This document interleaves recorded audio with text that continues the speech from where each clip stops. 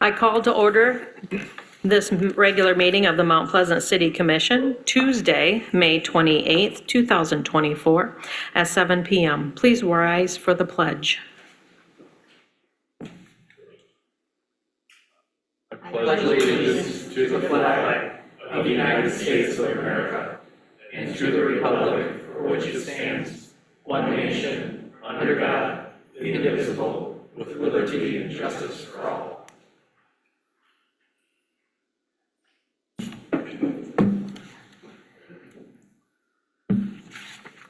The Mount Pleasant City Commission recognizes the Anishinaabe, whose ancestral lands the city stands upon today. We acknowledge the Saginaw Chippewa Indian Tribe and recognize that the three bands of Ojibwe, Saginaw, Black River, and Swan Creek, have resided on this land for over 200 years. Our acknowledgement of the full history of the tribe and our commitment to be good stewards of these ancestral lands are an expression of gratitude and appreciation to those ancestors who have who came before us. We give thanks to the generous care with which the Anishinaabe and those members of the Saginaw Chippewa Indian Tribe of Michigan have given and continue to give to this land and our community. Clerk, please take the roll. Commissioner Bush is absent. Commissioner Chapman? Here. Commissioner Eke is absent. Commissioner Rollins is absent. Commissioner Wingard? Here. Vice Mayor Alsager? Here. Mayor Perschbacher? Here. We have a quorum. All right. Being that we have a quorum, we're going to move on to proclamations and presentations. And we have an introduction and swearing in of Police Officer Tyler Burrows.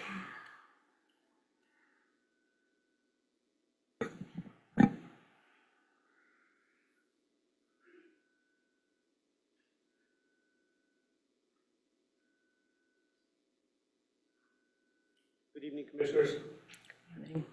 Tonight, I have the honor of swearing in our newest police recruit, Tyler Burrows. Tyler is a 2024 graduate of the 114th Delta Police Academy, as well as the 2013th Youth Police Academy.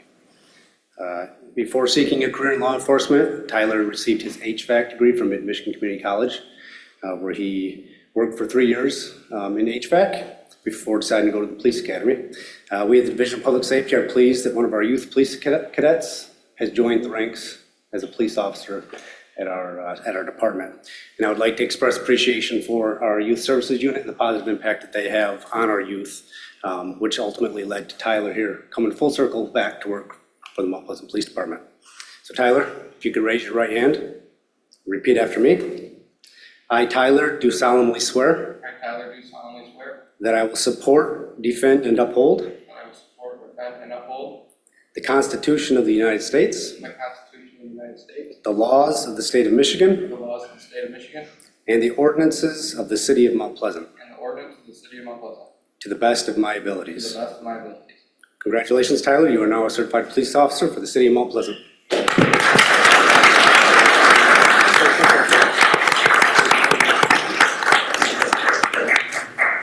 I'd just like to thank everybody here for the opportunity and everybody for coming tonight. It's really nice to see a bunch of smiling faces, and I'm really looking forward to a great career with a great group of guys.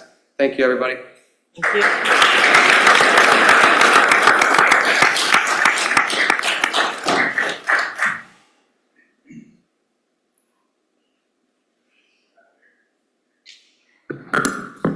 At this time, we have a proclamation. Are you receiving it? I am. Okay, come on up.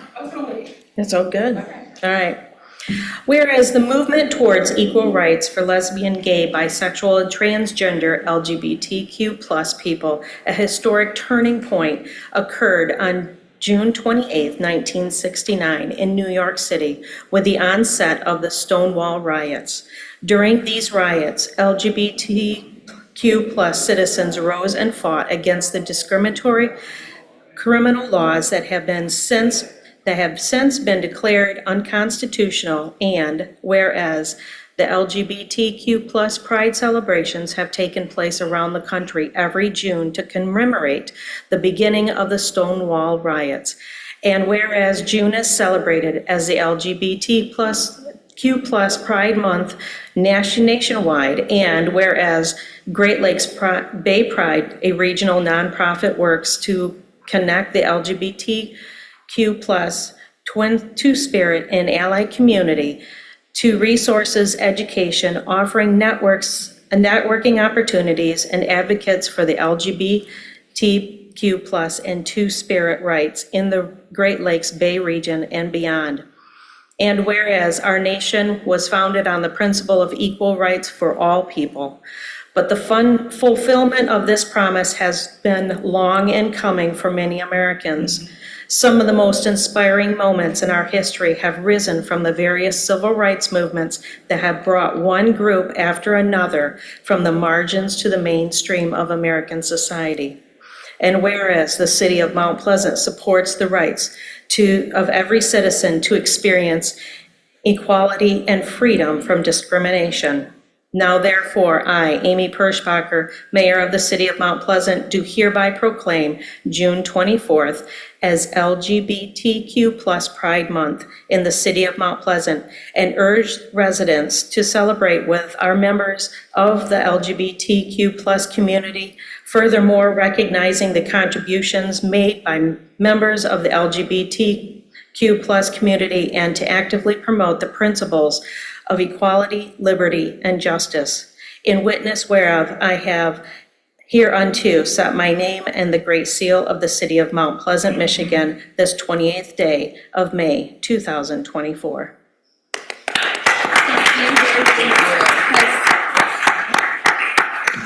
Thank you, Mayor and City Commissioners. I really appreciate the privilege and honor to accept this proclamation on behalf of Great Lakes Bay Pride.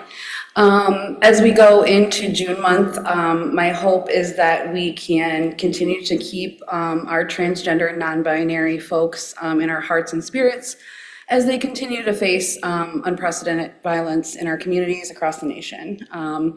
As stated in this proclamation, we would not have Pride Months without our transgender and non-binary folks. So again, I'd like to say thank you very much, and I appreciate the opportunity to be here. And you can check out our website for information on all the Pride Month events that we have going on throughout the month of June. Thank you. Thank you.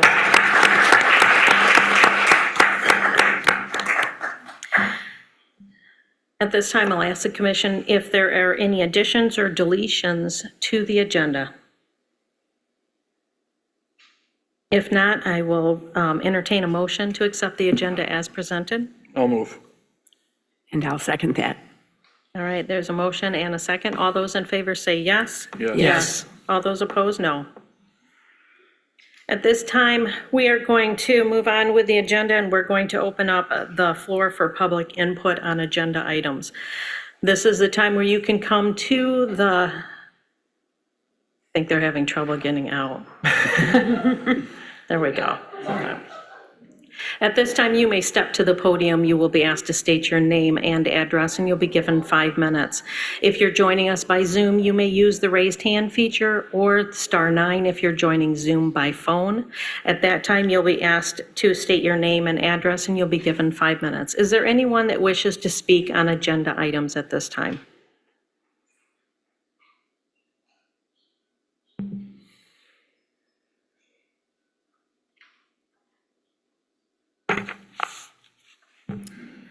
Hello, my name is Teresa Turner. I'm at 608 South Kinney Street in Mount Pleasant, and I want to comment on the proposed ordinance. And I have a statement about that. The proposed ordinance states that its purpose is to encourage diverse landscape treatments throughout the city, particularly those landscape elements that support the preservation, restoration, and management of native plant and healthy pollinator communities and soil and water conservation. Yet, the proposed ordinance gives no guidance as to how citizens would go about accomplishing those stated goals. Sections 3 through 8 of the ordinance lists regulations and penalties for non-compliance. The proposed ordinance is totally punitive. There is no educational component. For reference, in 2020, the city of Ames, Iowa, which is a college town, began to develop a climate action plan. An important component of that enviable plan is the city's encouragement of native landscaping. The city of Ames offers rebates for turf replacement, offers help with installing rain gardens, encourages the use of rain barrels, and provides education on sustainability. Could this be a model for Mount Pleasant? I encourage the commissioners to work with the university, with the college, with the tribe, with the Extension Service, and local sustainability groups to create a document that will encourage citizen involvement in improving Mount Pleasant's environmental health. I submit that the commission delay voting on the proposed ordinance. Do more research, seek input from local sustainability experts, encourage input from citizens, hear and listen to more voices. If you must vote on the proposed ordinance tonight, please vote no. Thank you. Is there anyone else that wishes to speak at this time? You may step to the podium. Do realize we do have a public hearing as well on this later on.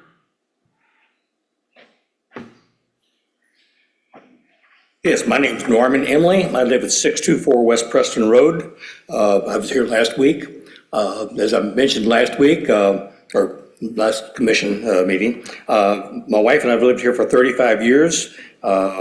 We've been married for 59 years. I'm giving you a little bit of information on our background. So I've made a lot of thinking about this issue, and I'm really pretty well set in what I've seen, okay? We have 3 children. They're like mom and dad. They're workaholics. Their kids are all workaholics. They're super achievers, okay? At this point, I'm just not in favor of what I've seen. I've looked at 2 different places. I've always told my kids, and my mom and dad always told us to be nice and polite and kind. But sometimes you just have to face the truth and just tell it like it is.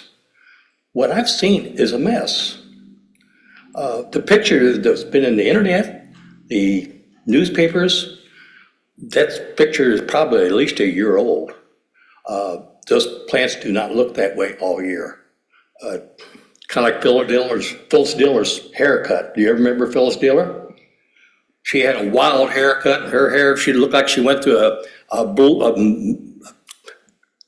don't know how big a blower dryer you talk about. It just blew her hair all over the place. But there's no room or rising, to the program. Maybe in some cases it works. What I've seen, it does not work. I've read all the people's oath they take when they become a commissioner, and I appreciate it. You've listened to all what they want. Now it's time to vote and say, hey, look, which way is the best for the city? Which way is the best for the people that's lived here for 35 years and paid taxes for a lifetime? A few years ago, there was a house right behind me that had become an eyesore. The people lived there, unfortunately, was in a nursing home, got sick, and the house was left abandoned for a long time. Our taxes, if we went to the board for the county, I guess it'd be the county, they lowered our taxes because the house was an eyesore.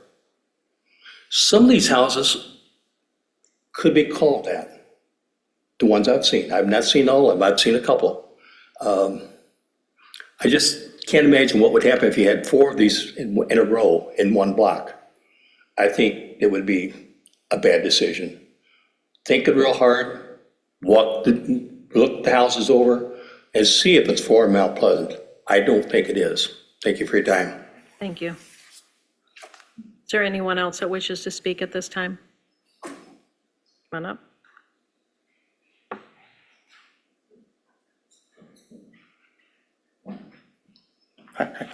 Builder Slaughter, 1514 East Gaylord. And just a quick thing about the natural landscape thing. I'm not overly for it or against it, but just a quick study. I Googled what happens for tall grass. It sounds like, let's see, ticks, mosquitoes, mice, rats are all attracted to tall grass. So I would take that in consideration. Okay, thank you. Is there anyone else that wishes to come forward?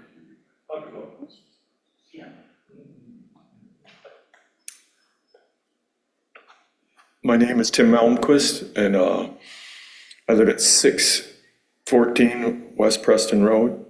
And I built a new house in 2010. And my yard, I keep it nice and neat, and I pay a lot of taxes. And I want the neighborhood to look nice all the time. When I built mine, put the yard in, made it nice, everybody else, all the yards are looking nice. And then you go down the road and you see a place where it's knee high, waist high, and it's not naturally landscaped. It's a lack of doing anything with it. And you ought to go and look around at some of these houses, some of these yards. There's only a few, but a lot of us work hard to make these places look nice, and we pay a lot of taxes, and my values aren't gonna be good if everybody starts not taking care of their yards. And you have to go look at them. All right, that's all I have to say. Thank you. Thank you. Is there anyone else that wishes to speak at this time?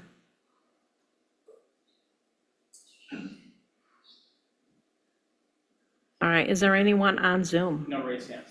Okay, I know that we had received a couple of emails. No additional since the ones. Okay. Excellent. All right, this time I'm going to close the public input, and we're going to move on to receipts of petitions and communications. Manager DeSense? Receipt of petitions and communications this evening includes the minutes of the Airport Joint Operations and Management Board from April. All right, we're going to move on to consent items. Are there any consent items that the commission would like removed from there and moved into the regular agenda? No? Okay, Manager DeSense? Consent items this evening includes approval of the minutes from the regular meeting held May 13, 2024. Consider approval of an agreement with Consumers Energy for continued participation in the Demand Response Program. Consider approval of a permanent easement for Consumers Energy electrical facilities for Town Center. Consider resolution authorizing the city manager to execute airport sponsor contracts and contract amendments with the State of Michigan Department of Transportation, Office of Aeronautics on behalf of the Mount Pleasant Municipal Airport. Consider approval of a contract with Northern Michigan Metal Roofing LLC for the Mill Pond Park Restroom Shelter Roof Replacement Project for $46,900. And consider approval of payrolls and warrants. All right. Is there a motion to accept the consent items as presented? I move to approve the consent items as presented. Is there a second? I'll second that. All those in favor say yes. Yes. All those opposed, no. Motion carries. Okay, we're moving on to the public hearings. Our first public hearing is on the 2025 to 2030 capital improvement plan. Manager's assents. Absolutely. Per the city charter, a public hearing must be held before the adoption of the capital improvement plan. The proposed CIP capital improvement plan plans to spend $42 million in capital needs over the 6-year period. This to include street repair, upgrades to the water plant and the water resource recovery facility, building upgrades and maintenance, and various park enhancements. After the public hearing, the City Commission will not need to take any immediate action, as the capital improvement plan will be brought back to the City Commission for consideration at the first meeting in June. Okay, as a public hearing, we are opening the floor to anyone that wishes to speak on the capital improvement plan. If you wish to speak on this, you may step to the podium. You'll be asked to state your name and address, and you'll be given 5 minutes. Is there anyone that wishes to speak about the changes or the capital improvement plan of 2025 to 2030? Is there anyone on Zoom wishing to speak? No raised hands. Do we have any emails? No. All right. I'm not seeing anybody rush to speak on the capital improvement plan, so we will close this portion of the public hearing. Being that we do not have to take any action at this time, does any of the commissioners need any clarification on anything in the improvement plan? No? Okay, then we'll move forward to the next public hearing. Our next public hearing is on the managed natural landscaping ordinance and consider approval of the same. Manager DeSenza. Absolutely. Staff has worked with the City Commission to draft the attached managed natural landscaping ordinance. The ordinance allows for native plants to be planted and managed as part of a landscaping within the city. I want to make sure I underline this, that the ordinance particular calls out and does not allow for unmanaged turf grass. That must be maintained, and if the City Commission chooses to move forward with this ordinance, that still would have to be maintained by all property owners. Restrictions related to the distance on the right-of-way and on the side yard setbacks outside of the backyard are provided within the ordinance. Okay, being that this is a public hearing, we will open the floor to the public for comments. If you wish to make another comment or have something else you would like to add to what you've already said, you may step to the podium. You'll be asked to state your name and address, and you'll be given 5 minutes. Is there anyone that wishes to come forward at this time? All right, come on up.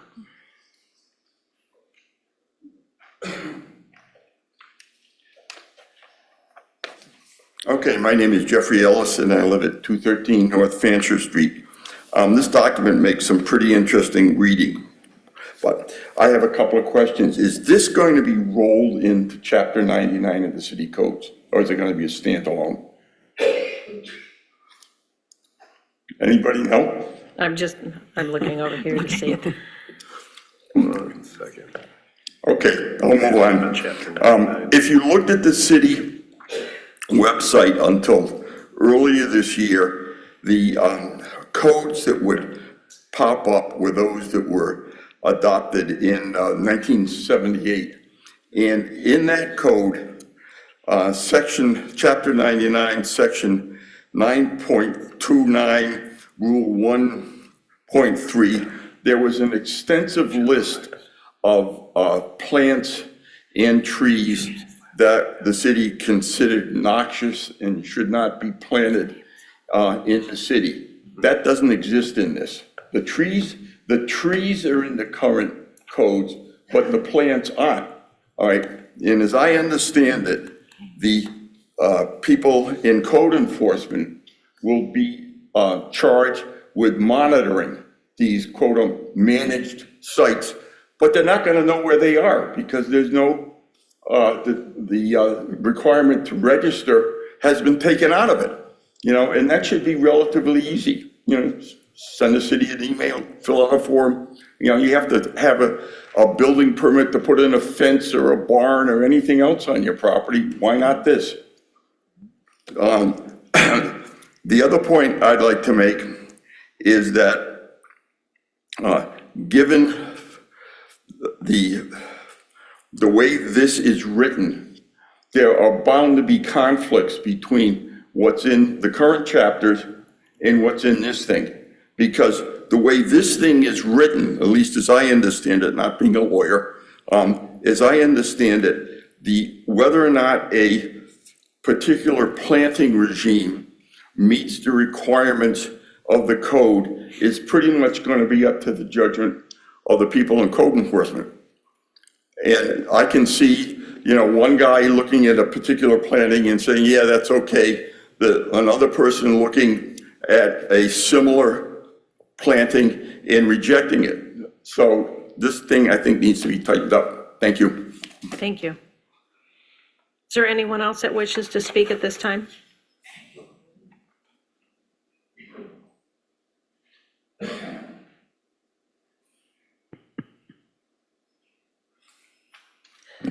My name is Sally Rose, and I live at 301 North Brown Street. And I guess you get a few extra points if you say you've lived here a long time. I moved here in 1983, and I pay taxes as well. I'm going to read this because I'm nervous, but I try and be a good neighbor, and I think in the spirit of trying to come together and make something work for most of us, then that's our goal here. And I applaud the commission for supporting the practice of natural landscaping. We're slowly moving in a direction where resources devoted to planting, watering, fertilizing, pest proofing, and mowing grass lawns isn't necessarily the best or the only way to enhance the community and protect the environment. I'm concerned about some aspects of the proposed plan, in particular, Section 3, some of the regulations, Part A and Part C, and they have to do with restrictions on height of the plants and restrictions on how close to the curb and the sidewalk.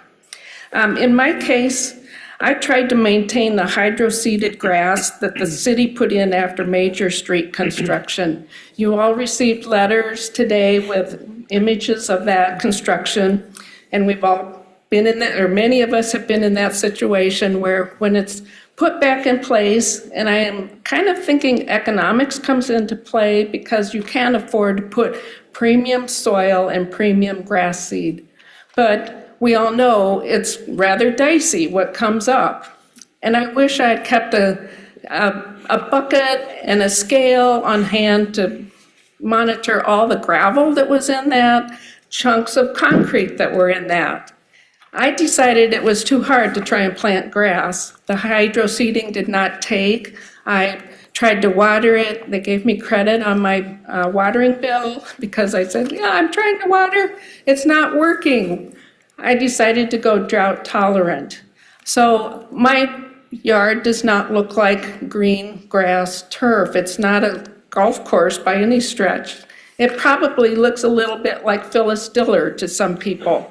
But I feel like the regulations are not accommodating some of the really beautiful gardens that are already in place. Plants do grow taller than 12 inches. They make beautiful additions to our neighbors and to the neighborhood. I did receive feedback this morning from the mayor, and I totally appreciate that it's also safety concerns in terms of visibility. And I would kind of second Ms. Turner's request that we hold off on instituting an ordinance that has a lot of work that still needs to be done in terms of what's acceptable, what would be, again, very viable in terms of visibility, that's heights of plants, how far away from the curb. I particularly live on a corner, and I'm pretty cognizant about trying to keep things so it's clear for people that are at the stop sign. But I could see where we could tweak this a little bit better. And I've gone off script, but I hope that you reconsider these restrictions. They feel arbitrary rather than supportive of new ways to think about yard maintenance. I suspect 12 inches was an early measure of what looked messy, and 12 inches of grass can look messy. But it no longer accommodates today's thinking. There are beautiful garden spaces already in the community that won't meet the 12-inch requirements. And initially, I thought I would campaign to be grandfathered in, so I would not have to rip out my garden. But to keep it equitable, new landscaping should also be allowed to grow taller than 12 inches. Thank you. Thank you. Is there anyone else that wishes to speak at this time? You're good.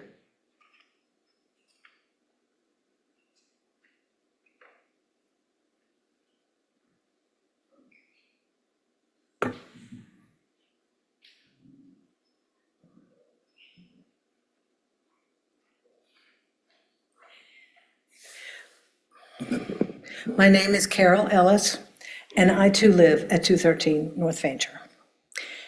The one problem I see with this ordinance is it talks about maintenance.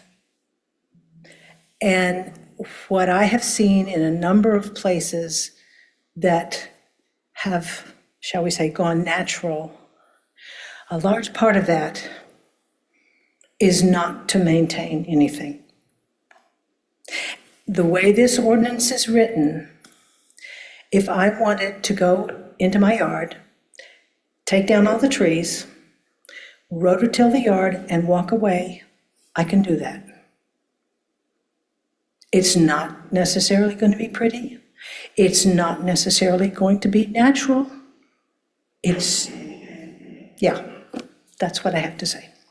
Thank you. Is there anyone else that wishes to speak at this time?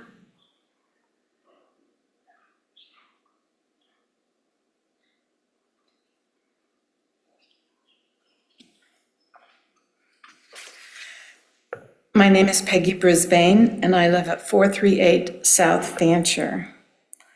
I live on the corner of Fancher and Locust Streets. Some people refer to it as the Tulip House because in the spring, the space between the sidewalk and the street is full of spring bulbs, most of them taller than 12 inches. And then I have perennials that come up to replace the bulbs. To minimize watering, I use as many native perennials as possible, and I mulch and I compost.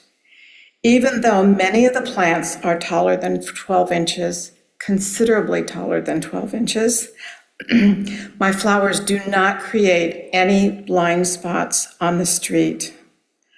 I believe that regulations A and C regarding the height and distance of plants to the sidewalk would adversely affect not just my garden, but many of the plantings people have created to both beautify the city and support the environment. I hope these regulations can be reconsidered. And you can see that we don't even all understand the intention of the ordinance, the proposed ordinance, because listen to the conversations. You know, my garden is managed and controlled, but still, if you apply these regulations, I'll have to take out half of my plants. And I don't see where the city has gained anything by doing, by that, so. Thank you. Is there anyone else that wishes to speak?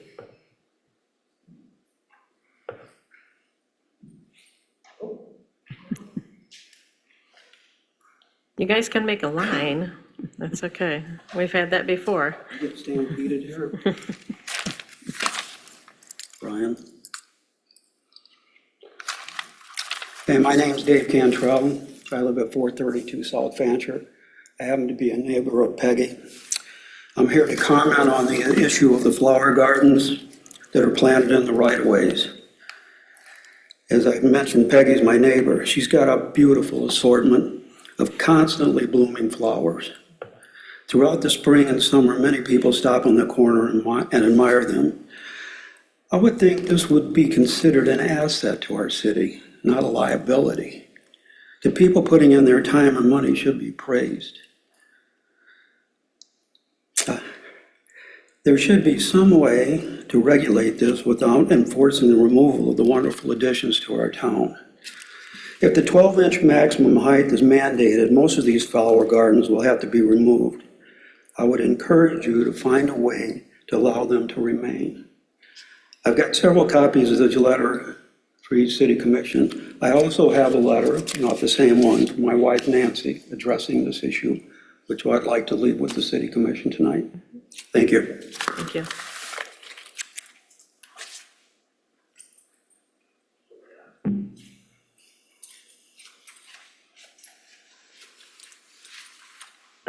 Hi, I'm Ashley Petrash, and I live at 114 North Lansing Street. I'm a little concerned about having the idea of pulling a permit to put green beans or green peppers in my garden, which I have at the side of my house. I don't know if that applies to any of this ordinance and stuff. And yeah, my vegetables grow higher than 12 inches. And I was actually thinking about doing some ornamental kale or chard as a border. And I don't know about a list and having everything so completely defined. Right now, I thought as long as we don't let our grass grow more than 12 inches, we can plant pretty much whatever we want, right? So why do we have to nitpick about it? Yeah, those are my thoughts. Thank you. Is there anyone else that wishes to speak at this time?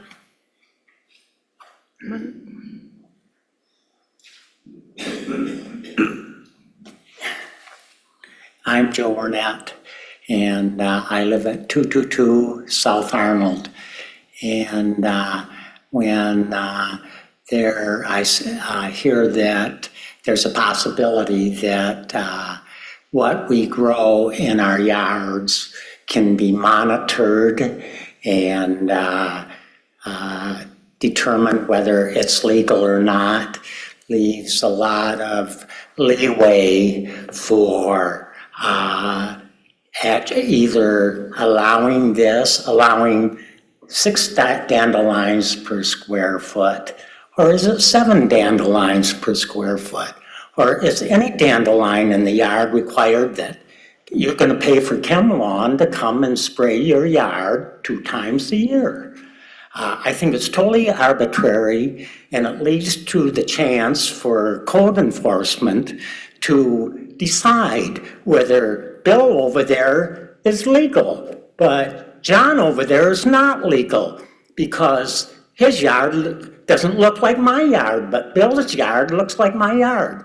I think it's dangerous to give the code enforcement the power to determine who's growing the right kind of dandelions. There's some good dandelions that don't fall into the category of a noxious weed, and then there's some dandelions that do fall into that category. So who's going to determine that? Code enforcement?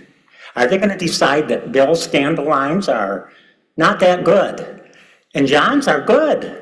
Yeah, because John's a good old guy and he's an ornery guy.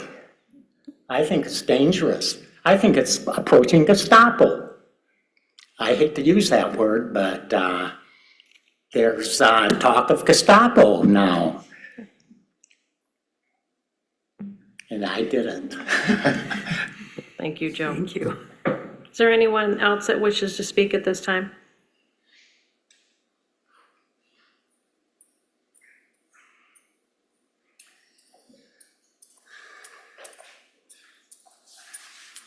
I'm John Collin, and I live at 326 North Fancher.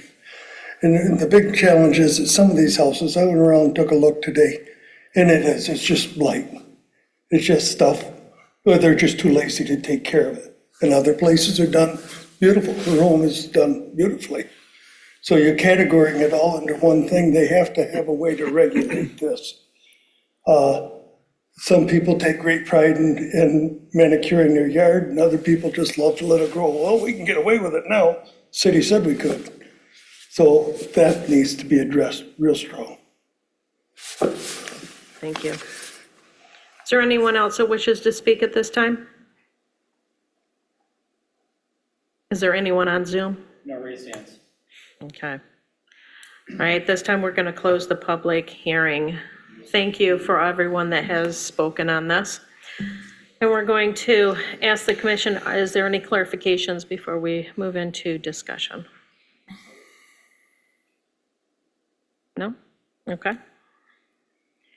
So we have the ability to approve this as presented tonight, or we have the ability not to approve it and to move it back to the staff.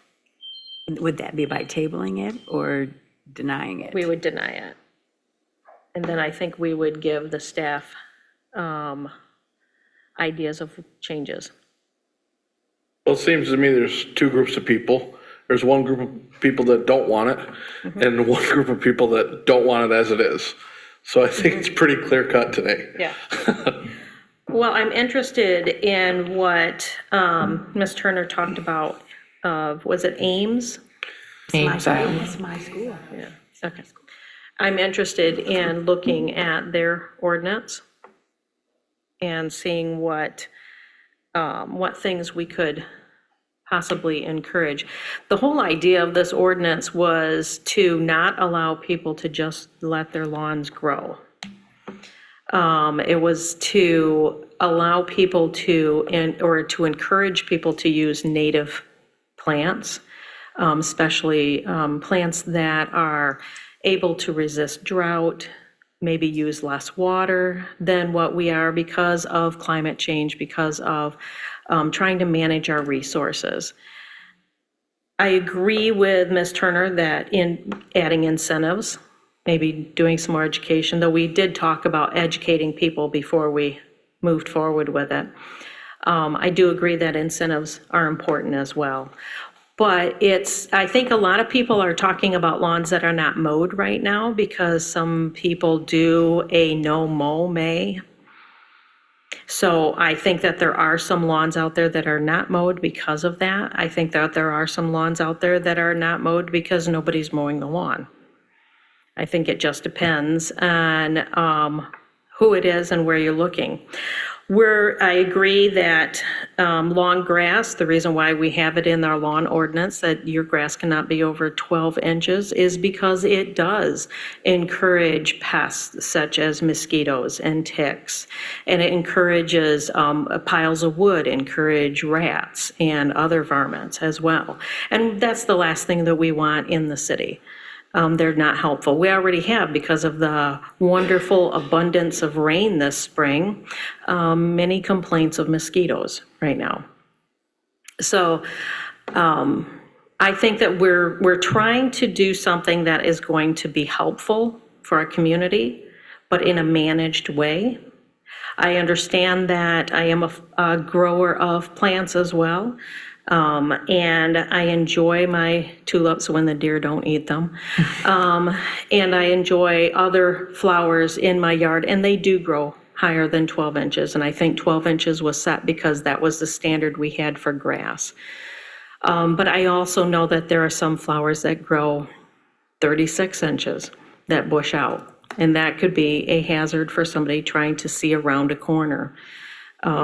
So like I had said in many emails that I responded to, there's a balance that we're trying to create here between public safety and individual preferences.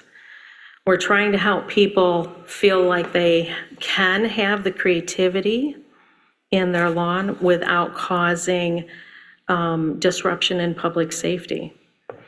That's why we had the setbacks and things like that. Obviously, we've gone around and around a couple of times with this within our work session and among us talking to the city manager and the code enforcer, Doug Lopsinger. There's a lot of things that we are still ironing out. And I do appreciate all of the information that everyone has brought forward, because this is how we work as a community. Right? We come together, we say, this is what I'd like, this is what I don't like, these are some ideas, and then we get to take that information and decide where to go. So I appreciate everyone's voice tonight. I appreciate the emails I received. I'm not sure if I answered all of them. I hope I did. I tend to get busy doing things, but one thing I want the City Commission to decide is, do we move forward on this?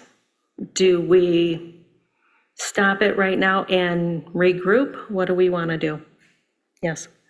I think it's a hard dilemma because, especially, and I've said this before, we passed the International Property Maintenance Standard, and that's a pretty, there's a lot in that, right? Yes, and we did that because it seemed that people had a desire to make sure that our community was clean and there wasn't blight and there wasn't. And so listen, I have flowers too, but I grow mine in little baskets, I got 22 of them 2 weeks ago. I like flowers, okay? But I think, and Director Loria, we had talked about doing this where you have to register your thing and register your plan. And so what we don't want to do is say, let's do this, and then this becomes blight, right? Yes. And Yeah. so I know that's the fear of a lot of people. I've heard it over and over, that it's just going to become unmanaged and be blight. And so how do you fix that? I don't know. I mean, do you submit a plan? But then some people are saying, well, I shouldn't have to do that for my property. Listen, I've done a lot of things that I don't think I should have to do on my property. Sometimes it's just the way it is, right? That's the compromise, to say, we understand that you want to do this, but we want to make sure that you're doing this where you're not lowering your neighbor's value, where you're not causing, a public safety issue by having 3 feet of flowers at the corner where people can't see, you know?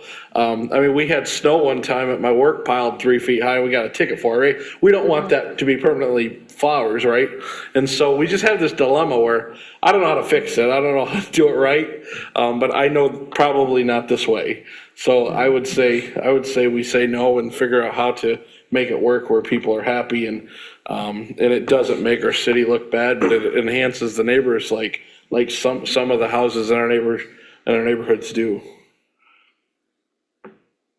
Yeah, if I can chime in, I'd be supportive of revisiting this. Of definitely, I think it's a discussion that there's a lot of interest in, and I think the other thing that keeps rattling around in my head about the proximity to sidewalks and the right-of-way, about plantings can't be higher than 12 inches. Part of the discussion that we made of that was that section of area, we were maintaining what the code currently is. Yes. Currently, actively right now on the books, the code is you can't have greater than 12 inches there. So as we've gone through this process, I thought of it more as a compromise, but for myself, I've soured on it a bit, just because I look at so much of there are so many places throughout our community where that isn't enforced, where working with homeowners for whatever reason, like we don't enforce that, we see the value of it. So that would be something I would like to revisit, and I agree with Brian that this is a tightrope walk, because again, like you said, we don't want blight, we just did the property maintenance code to avoid that, but I think by working with items of education, if we can draw upon resources like that, we could better outline what we are looking to allow and give people more direction and freedom to do that. But anyway, yes, so I would like to continue pursuing it. I don't know the proper wording for a motion on it or anything. Okay, so manager dissents. What if it sounds like there is a consensus here to return to the drawing board on this? If I could make a recommendation, then it would be a motion to direct staff to set up a work session for further discussion on this ordinance. Okay. Is there said motion? I move to direct staff to set up a work session on this topic. Okay, is there a second? I'll second that. All right. There is a motion and a second. Because this is public hearing, do I have to take a roll call? Okay, a roll call vote, please. Commissioner Bush is absent. Commissioner Rollins is absent. Commissioner Ake is absent. Commissioner Chapman? Yes. Commissioner Wingard? Yes. Vice Mayor Alsager? Yes. Mayor Perschbacher? Yes. Motion carries. Okay, so we're going to ask the staff to relook at this, revisit it, and bring it back in a work session. Thank you. Now we move on to new business. New business is where we normally have some things that we have brought up, but we don't have anything right now, so we're going to move on to announcements. Announcements on city-related issues and new business. Does the commission have anything they'd like to announce right now? Yes. I would just like to let everyone know that the nominating packets for the city commission seats for the November 5th election are available in the clerk's office during business hours. Completed nominating petitions can be filed starting Monday, June 24th, and the deadline to file is by 4 p.m. on Tuesday, July 23rd.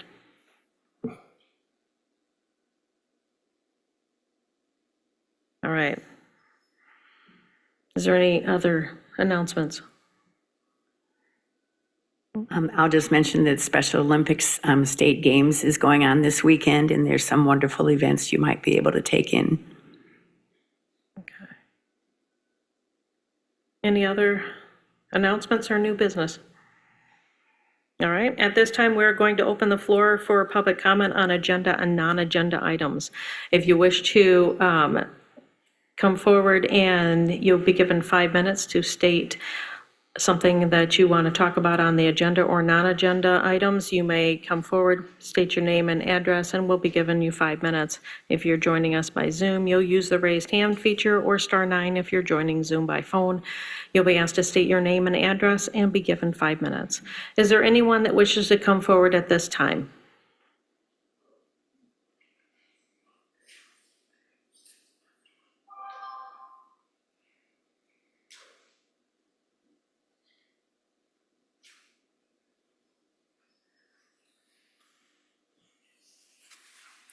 Hello, my name is Joseph Carrion. I live on 109 North Arnold.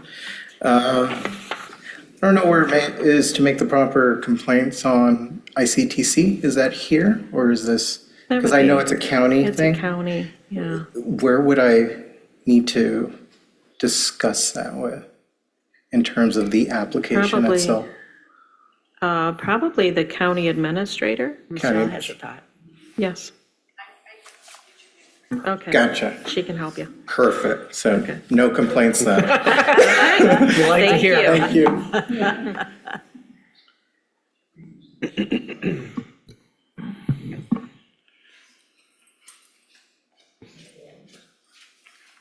Hi, I'm Ashley Petrash. My address is 114 North Lansing Street. Another thing I've thought about is like, when you used to have the blight things and like the snow removal and all of these other things, they're really nice and I like the purpose of them, but there are some people who like financially or physically are unable to like comply. So what does our city offer as resources? And is that like something that's discussed when you guys put this together to make sure that that's implemented so that those people, whether physically or financially, who are unable to do it, can? I don't know. So. Thank you. Are there anyone else that wishes to speak at this time? Is there anyone on Zoom? No raised hands. Okay, I'm going to close the public comment, and I'm going to ask the commission, would you like to take a recess, or shall we go into work session? I would be happy to go into work session. Yeah. Okay, so we're going to move into our work session, which is a discussion on food truck ordinance amendments. If you do not want to hang out for that, I'll give you a couple minutes to go.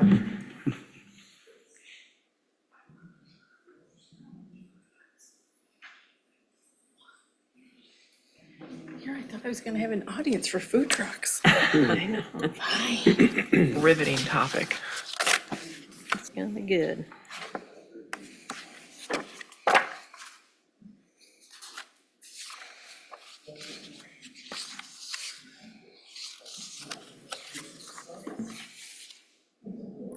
Hey, Michelle, the floor is yours. Oh. And Phil. All right. Just mine? We get a twofer. All right. Make sure you don't run away. So dig in. Exciting topic of mobile food service provider considerations this evening. All right. So we're going to have two areas that we're going to talk about. We're going to cover a little bit on the background of two ordinances that we currently have on the books. Then we're going to roll really quickly into consider various regulations and provisions for potential changes with reaching a consensus amongst the four of you this evening. So let's just start off by saying, I haven't brought visuals. The city has two sections of ordinances that regulate mobile food services. Vendor, section 110.27, which was created in 1994, and mobile food service providers, section 110.28, which was created in 2013.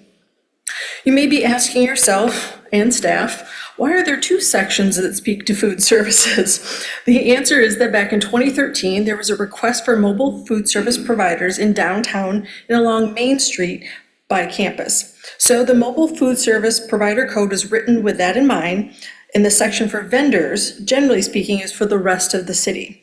There are other nuances, however, with regards to food, and that's the difference. It's rather confusing, wouldn't you say, though? And so if you are a resident or a business owner coming in to talk about mobile food service providers, you can only imagine how challenging it is for the clerk's office and the frontline staff to try and explain these things.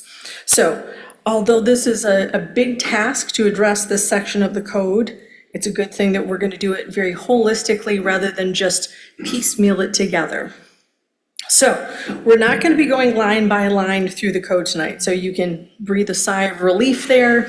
What we're going to do is actually go through some very general topic areas. We're going to ask for your consensus, then staff's going to go back and rewrite essentially this whole section because it needs to be dismantled from the ground and rebuilt, if you will.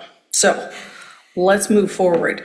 The areas that we're going to be looking at this evening are designated areas, hours of operation, proximity to permanent businesses, dining area restrictions, something new that is an annual inspection, and then finally license regulations, which is having to do with the number of licenses that we issue and the annual fee. First up, designated areas. Would you like mobile food service providers? Now, we're going to think of this very broadly, whether that's a push cart, whether that's an ice cream truck, whether that is a food truck.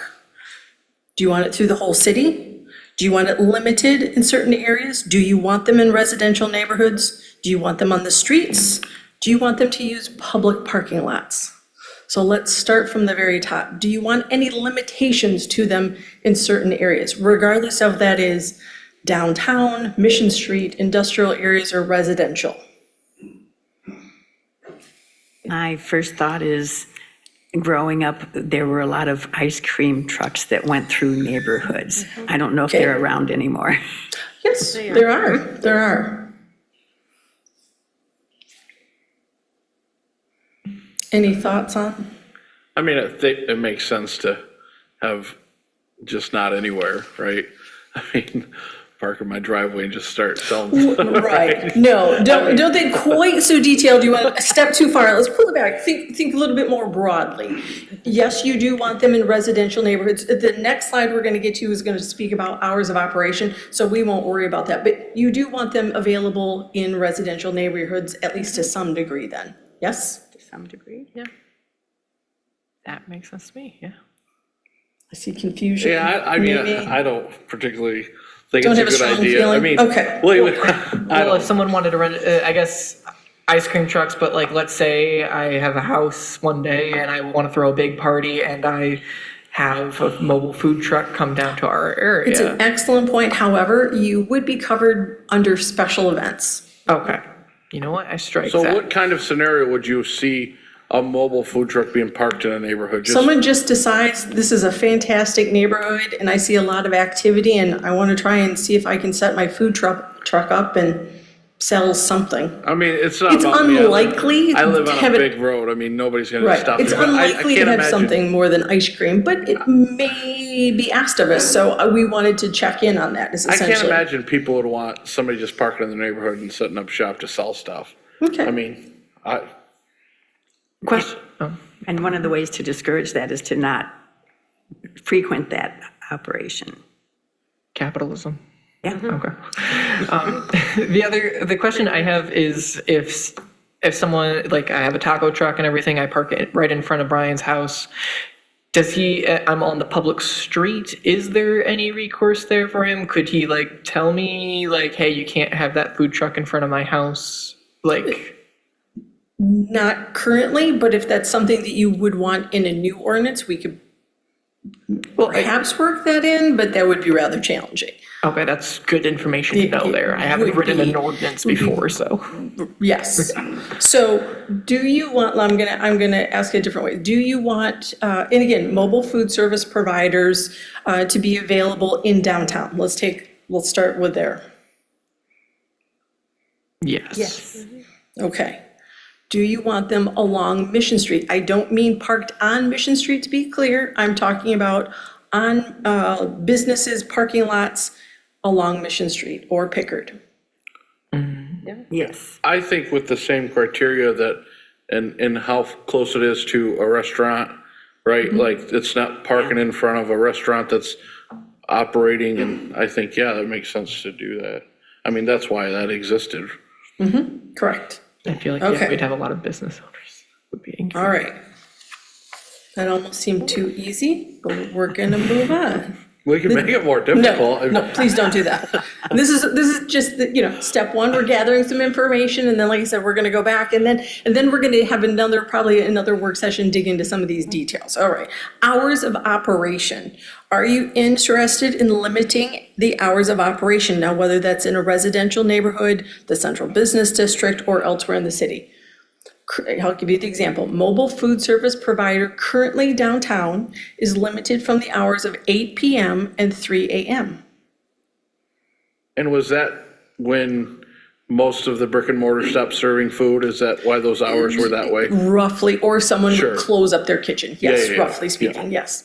Could you repeat that again? They're only allowed in the downtown area between 8 AM and Correct. 3 PM? Gotcha. 8 PM and 3 AM. Thank you. We're gonna have That's when they're not? That's when they are there. Yeah, 8 PM to 3 AM in the downtown area. The idea was an attraction more for the, if you will, the bar crowd. So your brick and mortar restaurants either are completely closed by that time or their kitchens are closing down about that time. So then they would shift and the people enjoying the nightlife would have options for something to grab to eat, let's say at 11, 12 o'clock at night. How does that play into potential plans for like the town center, for example? Like, we've talked about like having food trucks there and everything. Like, is that more just a special events that we're thinking of? If that were a special event, that's gonna sit over here on the side. We're not looking to really make any major changes on that. Okay. So if someone had a special event, it'd be allowed there. Gotcha. Okay. I mean, as far as the downtown, it makes sense, but to do it on Mission, I mean, between 8 and 3, maybe doesn't make much sense. Right. Would you want to limit hours of operation along Mission or Pickard, different hours, however? I would say different hours because they might attract a lunch crowd. Okay. Would you want them, I'll give you some examples. Would you want them to offer breakfast or start at 11 o'clock and go till 9 PM? Yeah. Yeah, that sounds good. You're asking someone that probably goes out to eat the least of anyone up here. Okay. And again, all of these things are nuances that we can tweak. This isn't setting anything in stone. You can go back and you can think to yourself and be like, oh, well, okay, would that work at such and such a time? Right. Okay. How about, again, so think of the ice cream vendor going through a residential neighborhood. Would you want to limit how late into the evening it could go?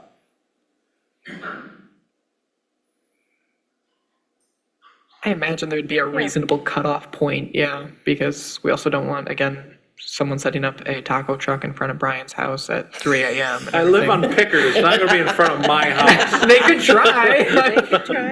True, they could. I'll give you something to think about it in that regard. So we love the idea of ice cream trucks, but if you are, if you have youngsters in your house and you are trying to get them to sleep, do you want ice cream trucks to set up on the block and have the noise and suddenly at 9 o'clock, they're like, ice cream? I'm not sure we would want that. I don't know exactly the hour, but I'm thinking you might want to think of some sort of cutoff period. And I don't think you would want it earlier than 8 o'clock in the morning for whether it's a food truck or ice cream. So I know. So daylight hours, maybe. I know businesses, like work from home businesses, there are very, very strict ways to have businesses at your house, right? Like as far as like having FedEx trucks continually come and drop enough packages. And so, because we don't want neighborhoods to be businesses, right? And so this is kind of the same kind of thing in my mind, like you just want, I just can't imagine our city would want food trucks just setting up and setting up shop and selling stuff. I mean, So I again, just- what I'm hearing you say is something along the lines of an ice cream truck, no problem in a residential neighborhood, but a food truck yeah, that's just in parked in a there. more of a traditional sense, you would not. It's not about me. I just don't imagine that our community would want that to happen in their neighborhood. I mean, I just think of what we know. What we know is we don't want trash being picked up on different days of the week, right? So for somebody just to park their truck, and I just can't imagine that's something our community would want. And I could be wrong, and I hope if I am, that people come and say I was wrong. But I just can't imagine that's Well, the what we case. can do, we've started pulling information together having to do, for example, with fees. in other communities. I can look at how other communities treat hours of operations as well, and sort of that would bring be back good. sort of here's what everyone, to sort of lay out a matrix. And not everything is gonna fit perfectly. There's gonna be some communities that maybe population-wise are close to us, but if they're in a more tourist location, it's not gonna be an easy fit and things like that. But anyway, we can bring that back. So I think I've got some general ideas on hours of operation. Proximity to permanent businesses. Currently, in the mobile food service provider, it states you have to be 150 feet away from a permanent business with a food license during their hours of operation. Do you wish to keep this? I'd say yes. I know there's a food truck on South Mission that's not in front of a restaurant, it's in front of a furniture store. And that seems to not impinge any on the other businesses that are there. Okay. I agree. The only thing I think about is like, I think about capacity sometimes, because like I'm thinking about the downtown area. A lot of the times, like people, in my experience, I get turned away from restaurants, not because like, oh, it's like there's not enough offerings or anything, but just because like rush hour of like lunch and everything, like Max and Emily's is like out the door and everything. So it's become, I open the door and I look at it and I'm like, well, that's not really feasible in my 1 hour of lunch. But if there's another food offering like a block away and everything, having something right there and everything might mean I'm in the downtown area still, and I can, I'm just kind of, again, like putting that out to my fellow commissioners, like I'm just talking generally, it's a work session and I might be wrong, but like just kind of that idea, like does that, Well, Maybe one could be in the parking lot behind the businesses. Well, You know, something like Manager that. DeSenz, can you explain give us a visual on 150 feet? Because you've done that before. it's half a football field. Yeah. I mean, that's it. Yeah, maybe you can throw past that Is it far. in here? Okay. Yep, Director Sponsilla just handed out a handout showing the downtown and 150-foot bubbles away from all of the businesses. So this would give you a Thank good you, I just- indication as to the current businesses that serve food in the downtown in the areas that one could set up. For the most part, there are some parking lots that would be available for consideration, but you can see right off of, let's say, Broadway Street would be extremely limited, if not outright prohibited, along with sections of University, Maine, and Michigan as well, too. thank you for directing my attention to the map that was provided by city staff. I appreciate it. In that case, yeah, no, the 150 feet works perfect. I think that looks great. Thank you. Dining area restrictions. Currently, we prohibit mobile food service providers from supplying tables, chairs, et cetera, in the current ordinance. Thinking that we will, they'll eat and they will move along. Is there desire to, in some communities, they have areas where food truck providers will set up little seating areas to kind of make it a draw, and then they take it with them at the end of the evening. So we thought, since we're going through everything else, we thought we would ask this as well. Well, one that I've seen is at the farmer's market, where they don't have seating, but they're seating around. So I like the idea of being able to sit down and eat your meal. I think I'd be okay with like providing tables and everything, but what comes to mind is like additional trash that might arise from that. So I'd probably, like, if we allowed for that, I'd want to see something that like specifies like you need to also provide like a trash receptacle or be ability to take care of They that. already do, and we would certainly keep that in. Gotcha. And then I imagine like along with that, then like if they're going to be parked and have people eating there, we would want to know beforehand that they intend to put out tables would be the other thing, is that we would need to know beforehand. That would be my thought. And if they're parking on the street, where do the chairs and tables go?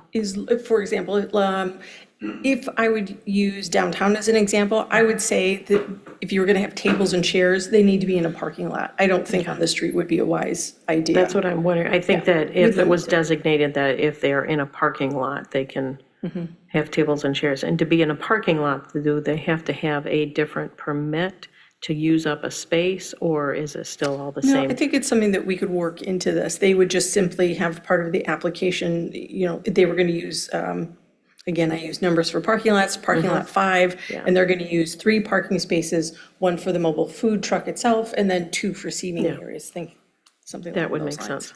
sense. Okay. Number 5, this is new. This is a request from our fire department for an annual inspection, which also includes a mechanical inspection to ensure compliance with safety standards. Most communities now, if it's written in the last 5 years, the ordinance does include this. So just checking in to make sure that you would also want us to include this as well. We didn't want to make an assumption. Sure. I'm pro-safety. Pro safety. All right. Last one, license regulations. Currently, we have a limit of 12 licenses annually. Are you interested in keeping it at 12 or doing away with the limit? Letting the market decide, if you will. In that regard, I'd be fine with letting the market decide.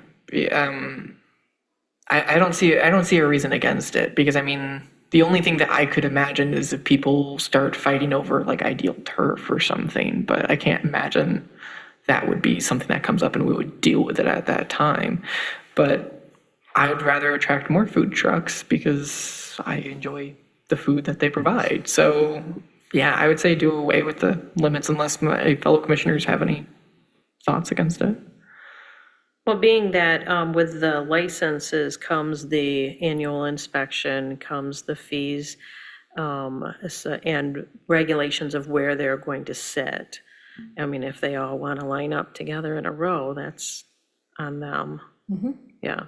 I don't see any problem with opening that up, because as we know, market does dictate. And sometimes, people start out with a great idea and it doesn't always fall through the way they want it to. Okay. And the annual fee is currently $1,000. Are you interested in reviewing this as well, or changing it, I should say?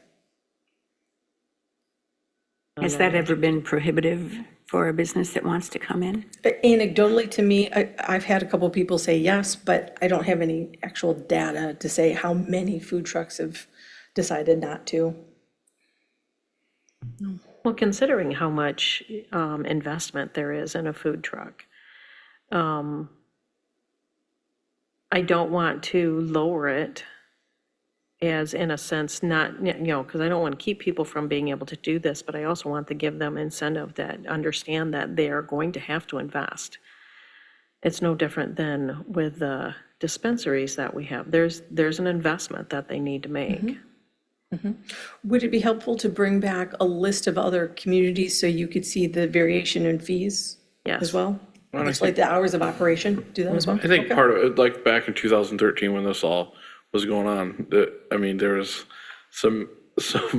a lot of people that were unhappy because they were paying taxes while, and so there was a huge prohibitive cost to having their business, which was just property taxes to have the building. And so now these food trucks come in, and I think they've met a need where the restaurants weren't. And so I think they've been great, but I don't think I mean, to get a special, to apply for a special use permit is $1,050, and you might not even get it. So for them to pay $1,000 to be able, basically in lieu of any kind of, property tax, to use the same things that businesses in downtown are using, I think it makes sense. Okay. That is all, believe it or not. This is where the real work begins, just to be clear. So staff will go back, we're gonna take all this information and like, as I said, rewrite these 2 sections, and streamline it, make this a little easier for not only you, the commission, to understand it, but the general public as well, so. Can I ask you a question? Sure. So one of our next events coming up is the Beer Fest, and I remember food trucks there, and Yes. that's a special. That is a special event, so they can have food trucks, yes. Oh, okay. Yes. The way that our ordinance is written is for special events, farmer's market, and basically any special event, any special request. It supersedes all of our ordinance, so they can just be in that space. So the only thing that they have to adhere to is the licensing. Okay. So. All right, thank you. The one question I had, I think the thing that kind of prompted this was some feedback from a city resident about the code. I think we got into a bit more than I was expecting and everything, as far as like, any thoughts on that and everything? I don't know if you had seen that feedback that was given or not there. The draft that came back from the resident, yes, I did. It was quite a bit different from where our current ordinance is.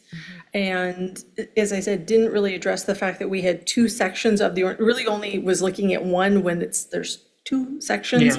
And so staff sort of took a step back and went, rather than just yet again, look at one section and put a Band-Aid on a difficult situation, we needed to step back and really, as I said, holistically look at both of these sections and rewrite really from the ground up. So it's going to take a little bit of time, but it's the right way to go about it. Perfect, thank you. Any other questions? All right, thank you so much. Thank you. Appreciate it. All right, so looks like we will have this coming back to us at a later date. I will at this time entertain a motion to adjourn. I move that we adjourn. Is there a second? Second. All those in favor say yes. Yes. Yes. All those opposed, no. We are adjourned at 8:16. Thank you.